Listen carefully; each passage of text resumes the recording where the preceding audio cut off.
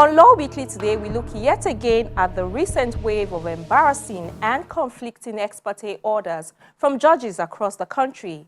We speak to Justice Bode Rhodes-Vival, who recently retired from the Supreme Court. We also have the latest update from the Lagos State Judicial Panel inquiring into the Lekki Tollgate shootings, plus a recap of some of the top trending legal stories. Hello and welcome to the program. I'm Shola Shoyeli.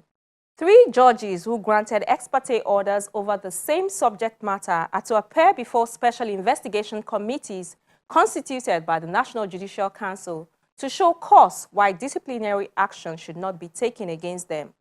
Now, a retired justice of the Supreme Court, Justice Bode Rhodes-Vival, is also worried about this embarrassing trend of conflicting court orders.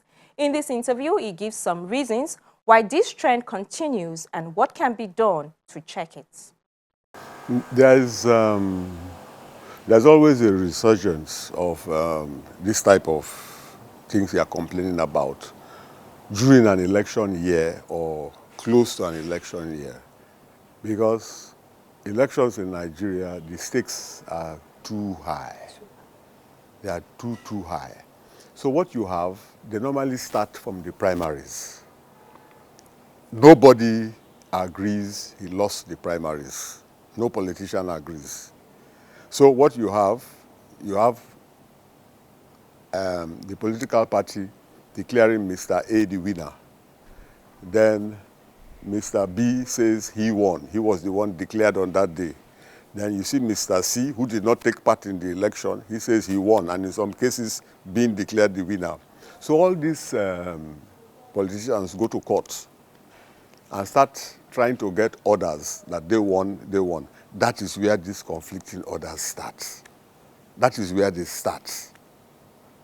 So, wait a minute. It got to a height not too long ago when Justice Uwais was the Chief Justice of Nigeria and chairman of the NJC. Yes. And many judges were indicted and removed from office, if you remember, in their short panel. And after their short panel, that was going into the beginning, the early part of this century, several judges were removed for the same thing. But there appears to, I think from about 2010 upwards, we didn't hear much of discipline of judges for this type of things. But now the present Chief Justice has started again to try and nip it in the bud.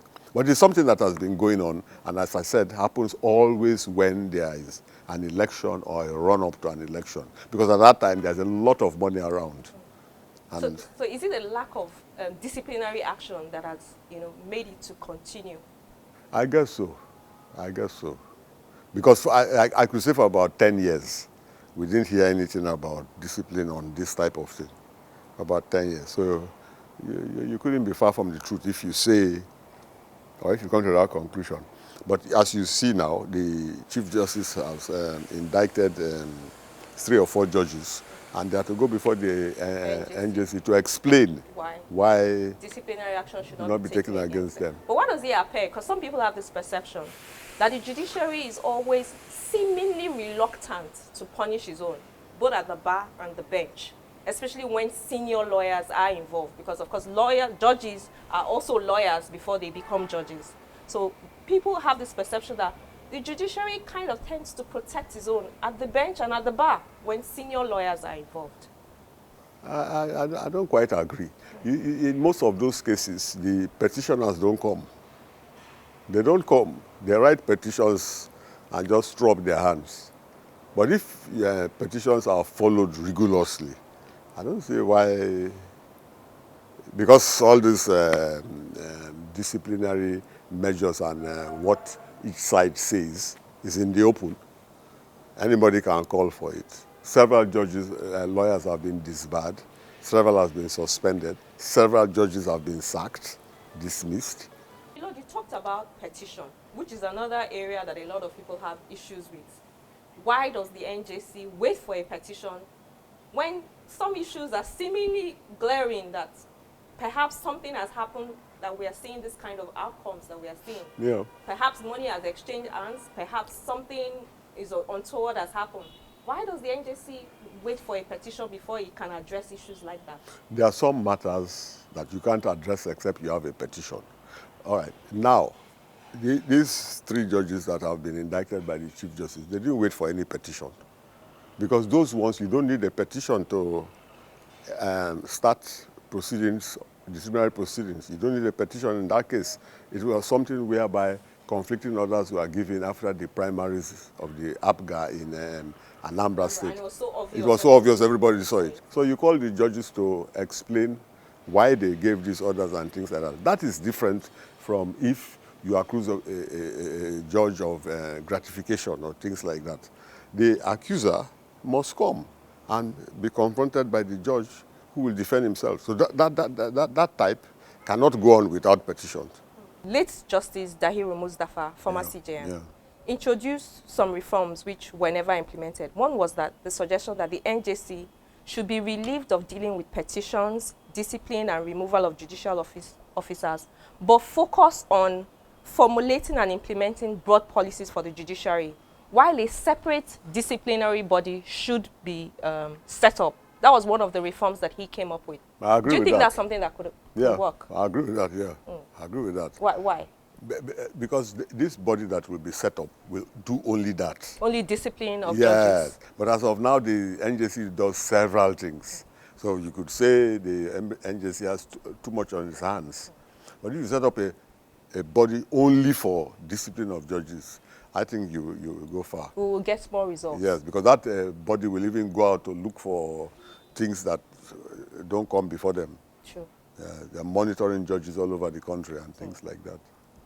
Another suggestion that has been given for dealing with issues of conflicting court judgments is one that was suggested by the governor of Ondo State, a former president of the Nigerian Bar, Governor Rotimi Akeredolu, who says that the jurisdiction of the Federal High Court, we lawyers say Federal High Court is the same everywhere. So you find people using that as justification to take their cases outside the local jurisdiction to anywhere because it's the same wherever it sits.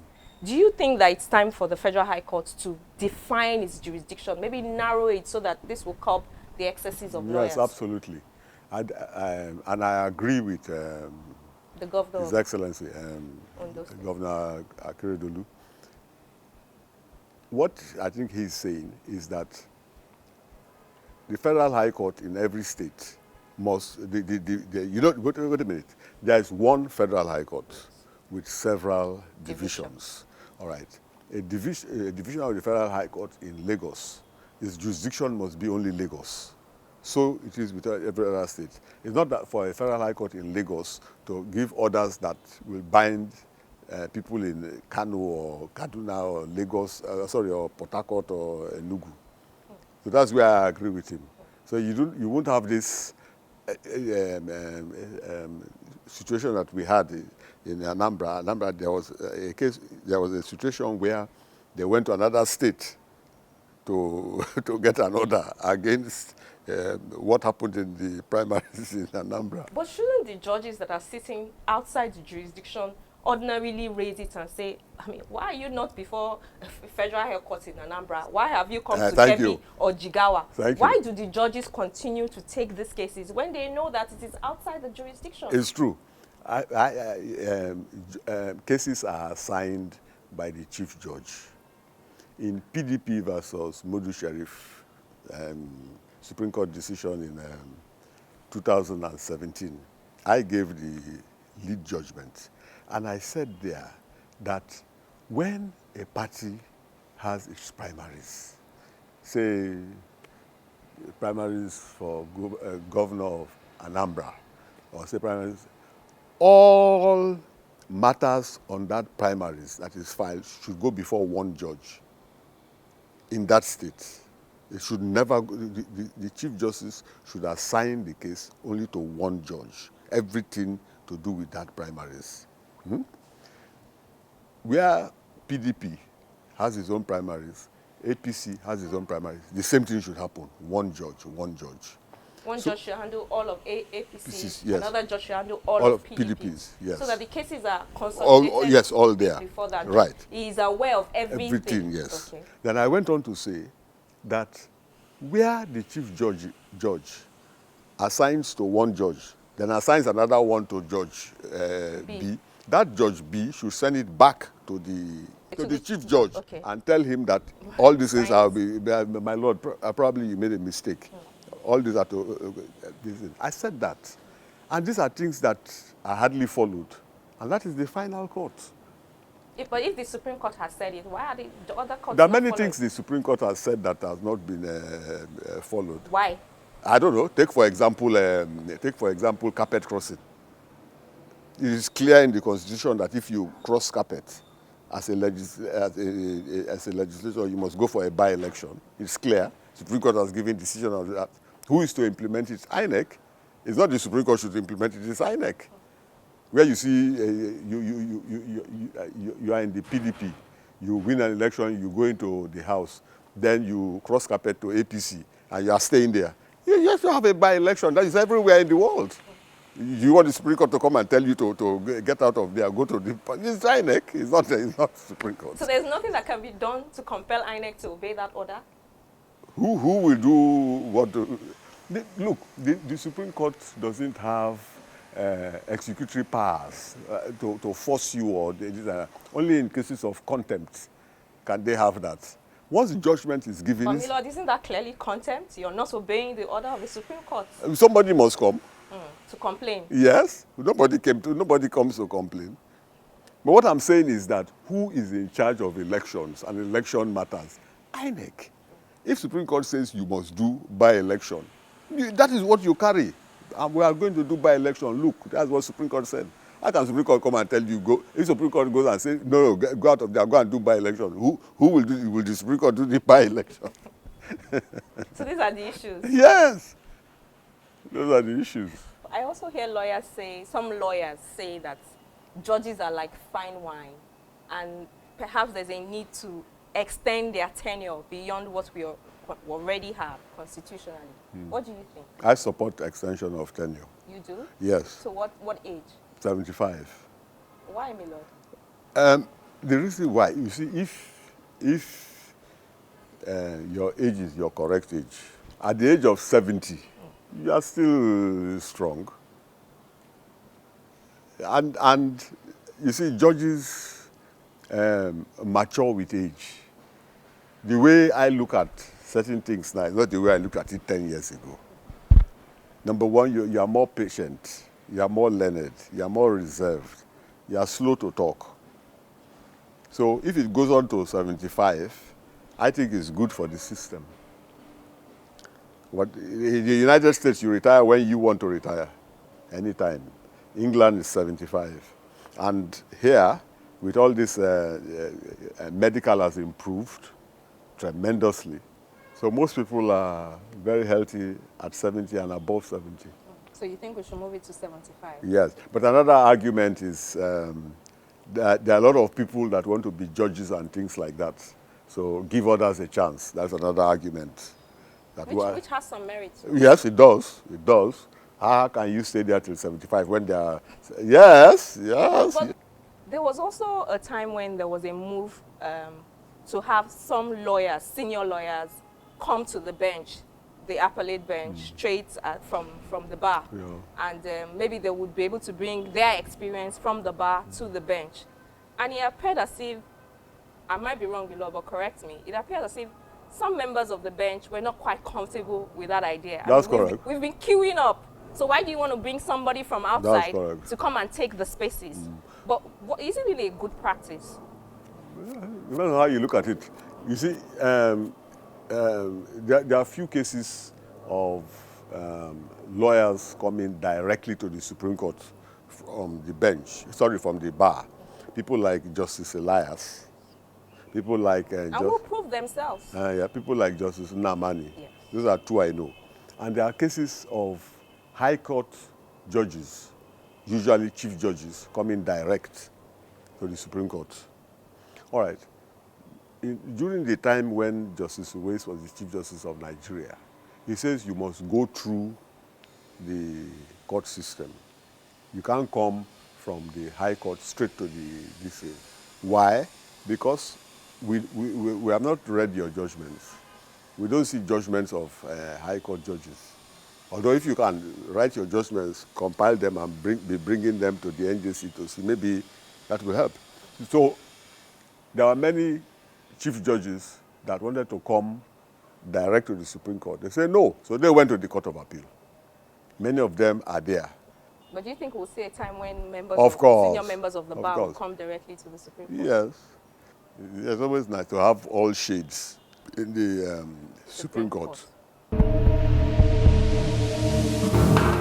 The Court of Appeal has held its first ever new legal year ceremony, signifying the beginning of a new calendar year for the judges of the court.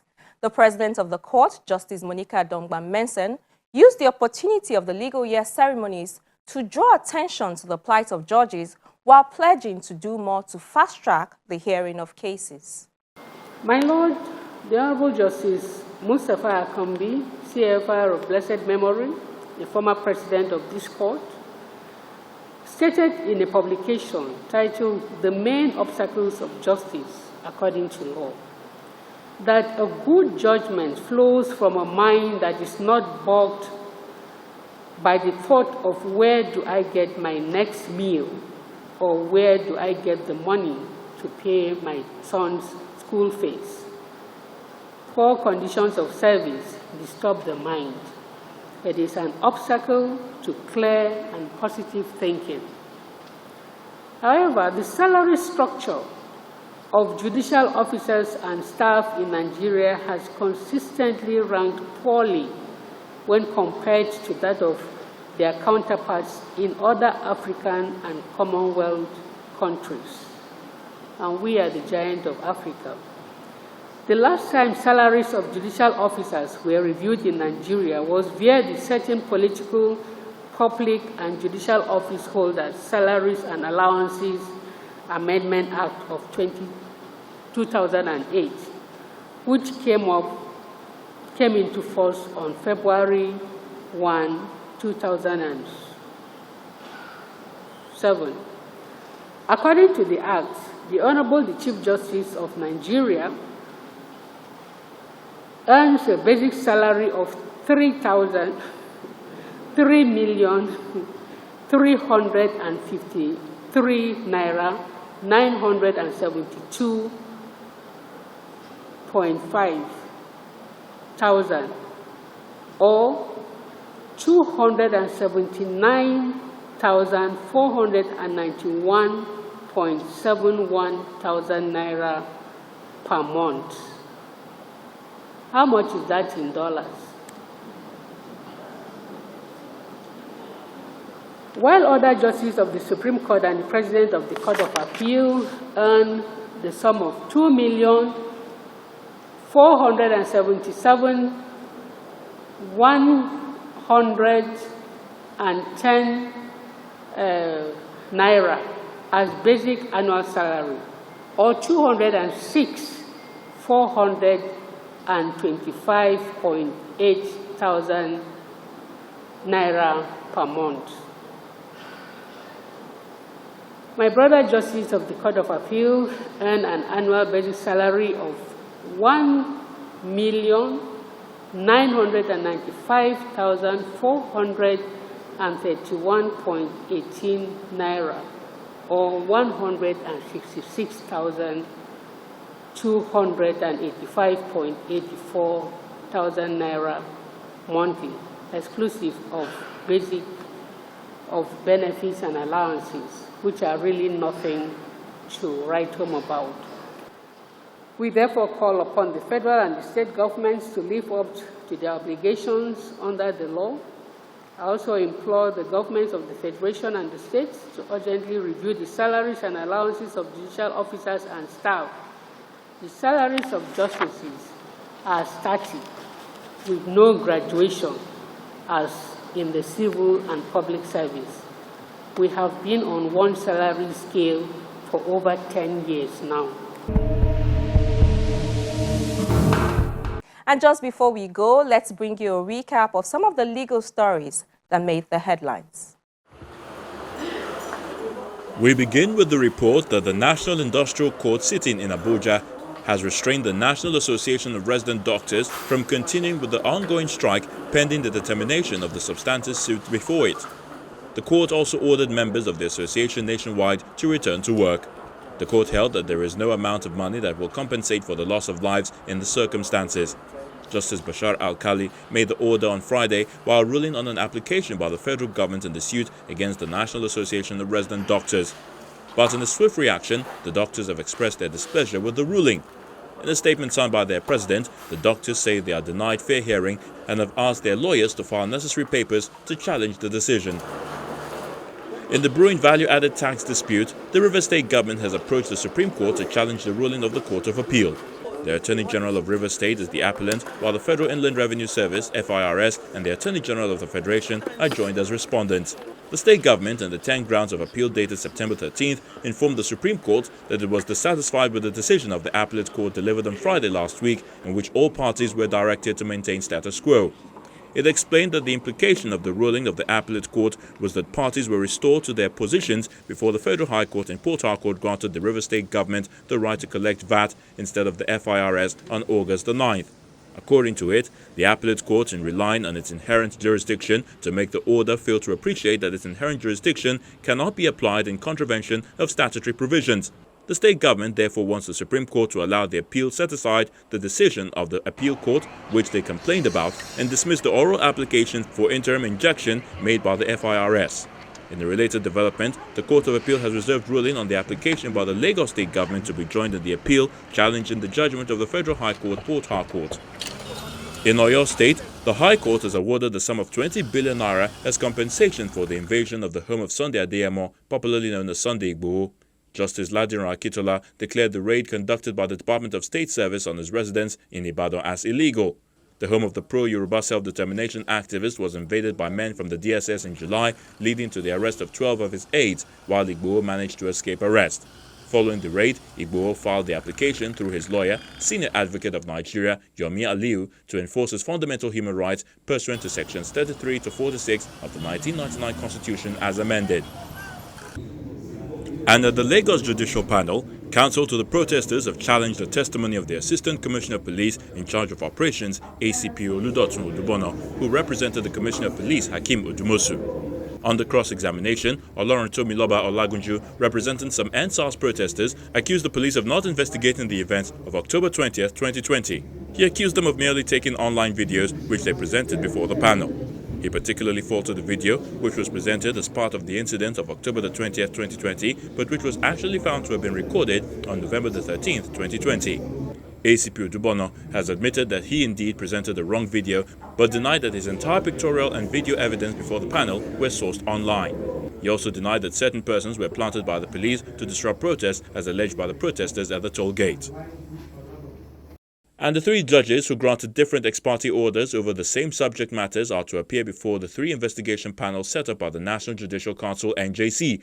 They are to show cause why disciplinary action should not be taken against them. The investigative panels were set up by the NJC under the chairmanship of the Chief Justice of Nigeria, Justice Tanko Mohammed, at its 95th meeting held on the 15th and the 16th of September this year, in line with the principles of fair hearing. Last week, the CJN held a marathon meeting with the Chief Judge of the FCT and the 6 Chief Judges in the affected jurisdictions of Rivers, Kebbi, Cross River, Jigawa, Anambra and Imo over the conflicting ex parte orders. He warned that the judiciary will no longer condone indiscipline or allow any judge to tarnish the image of the judiciary. We round off on the foreign scene with the report of the Johannesburg High Court in South Africa has heard the bail application of convicted former leader of the Movement of the Emancipation of the Niger Delta Men. Mr. Henry Oka is asking the presiding judge, Justice Majake Mabesele, to grant bail on several grounds, which includes health, family, and also to enable him prepare for his application to appeal his trial and conviction. Henry Oka was tried under the Anti-Terrorism Act in South Africa and found guilty on 13 counts for allegedly masterminding 2 bombings that took place in Warri and Abuja in the year 2010, in which 12 people died and many more were injured. He was sentenced to 24 years in prison, for which he has served almost 8 years.